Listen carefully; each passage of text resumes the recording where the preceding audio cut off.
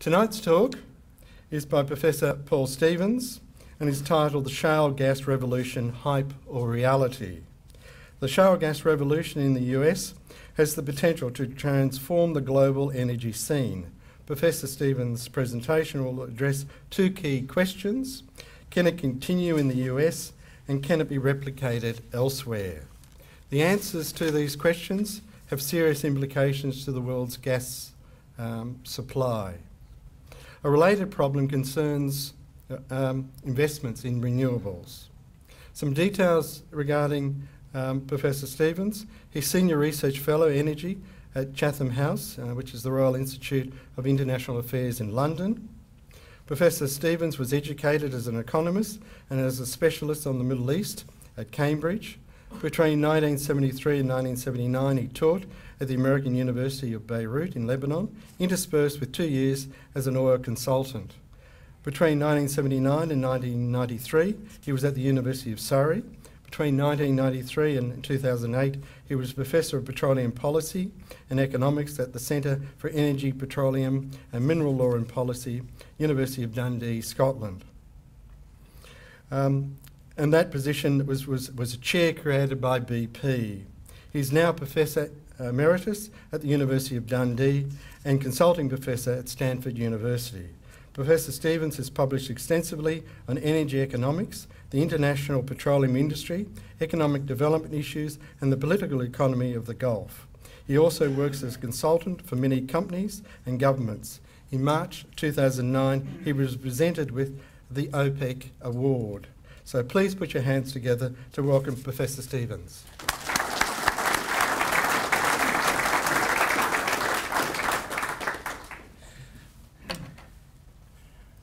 Thanks very much for that introduction. Good evening to everybody. It's a pleasure to be here in the Celtic Club, but if anybody mentions Irish cricket, I'm out of here. Let me talk a little bit about what I want to talk about this evening. Last summer, I produced a report called The Shale Gas Revolution, Hype and Reality, and it's basically that paper that I want to address tonight. But having said that, I also want to say one or two things about what's been going on in the Middle East, because this obviously has implications for oil prices, which in turn potentially has implications for gas prices as well. So what am I going to talk about? Well, I'll start by talking a little bit about what the shale gas revolution is, although I have a horrible feeling from some conversations before the meeting started that half the people in the room know far more about this than I do. I'm a simple economist. My heart sank when somebody said this is a technical talk. Well, it's a talk by an economist, which is a rather different animal, I think. But I'll talk a little bit about what it is and then go on to the key questions. I was always taught as an economist that the function of an economist is to make sure the right questions are being asked. Any damn fool can provide the answer. That was Joan Robinson's view of the world a few years ago. But it's worth saying, why do these key questions matter? Because it raises a number of issues that gives me an agenda to move into discussion. I then want to ask the question, well, we have the questions, why don't we know the answers? And we don't know the answers because there's uncertainty, and I want to finish off by looking at the implications of these uncertainties. So what is the shale gas revolution? Well, basically, it's to do with unconventional gas. Now, the diagram on the bottom right comes from the International Energy Agency, and it's making a distinction between conventional and unconventional gas.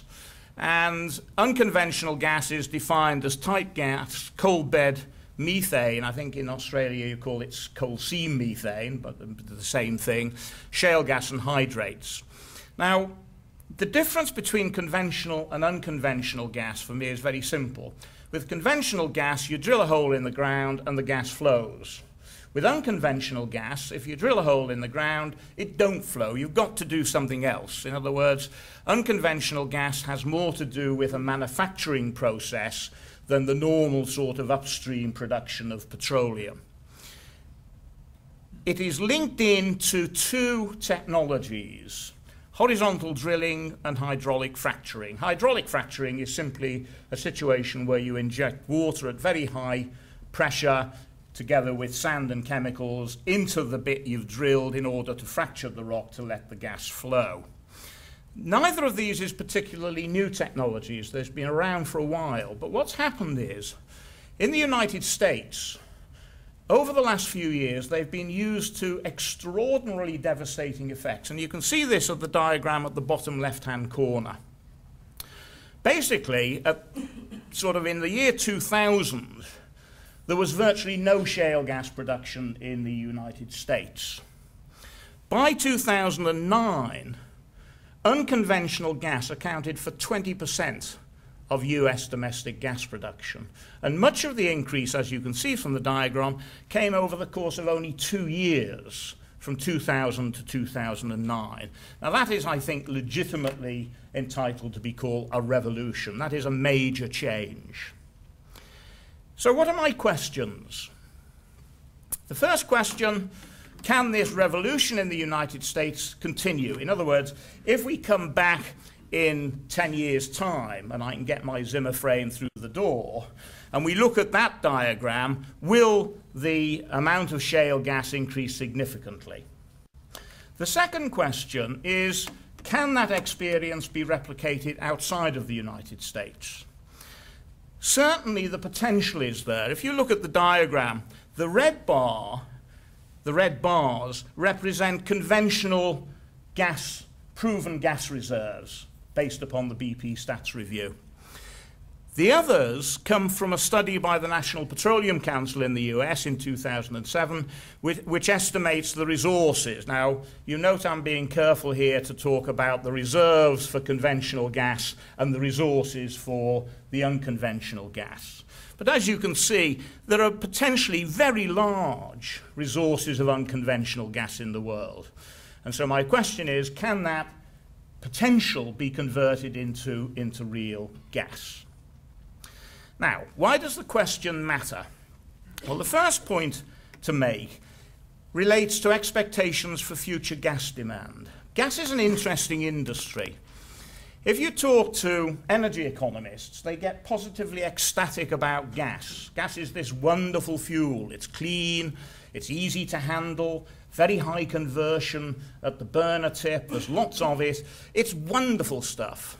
And yet, as you can see from the top right-hand corner diagram, if you leave the former Soviet Union out of the picture, the share of gas in global primary energy has hardly changed. And between 1970 and 1990, it didn't change at all. At which point you're kind of saying, well, hang on a minute, if it's so marvelous, why is not more gas being burnt? Why has it not got a greater share? And the answer to this is that it's been a constrained industry. Now, I'm not going to bore you with the details of this tonight, but if you're interested, I go into this in some detail in the report. But for example, between 1975 and 1990, it was actually illegal to burn gas in new power stations in the United States and the European Union. This was based upon the so-called premium fuel argument. People say gas is such a wonderful fuel, it's so marvelous we shouldn't burn it. God bless governments. We should keep it for its sort of premium uses. Now, a lot of those constraints, and again I talk about this at length in the report, are beginning to come off. And it's worth asking the question, what happens when those constraints come off? And the answer is provided in the bottom diagram, which is the United Kingdom. In 1990, a lot of the constraints on gas use came off. The result was that within 10 years, between 1990 and 2000, gas's share in primary energy went from 20% to 40%. And my argument is that as you look around the world, a lot of gas markets are seeing those constraints coming off, which means that as we go into the future, gas demand is going to increase significantly, and that's an issue I will come back to towards the end of the talk. Why does the question matter? Well, it's already had an impact. The shale gas revolution has already had an impact. In the United States, if you went back to 2004, 2005, the conventional wisdom said gas production in the lower 48 is going to decline. US gas production is on terminal decline, and therefore the US is going to have to import a lot more gas. by pipeline, but particularly by LNG. And the result of this was that as we go through the decade of the noughties, huge amounts of money, Brazilians of dollars. I maybe should explain that there's a wonderful story of George Bush being briefed by Donald Rumsfeld about the Iraq War. And at the end of the briefing, he said, "I'm sorry to say, Mr. President, but 2 Brazilian soldiers were killed yesterday in Baghdad." And there's a silence, and George Bush said, "God, that's awful. How many are in a Brazilian?"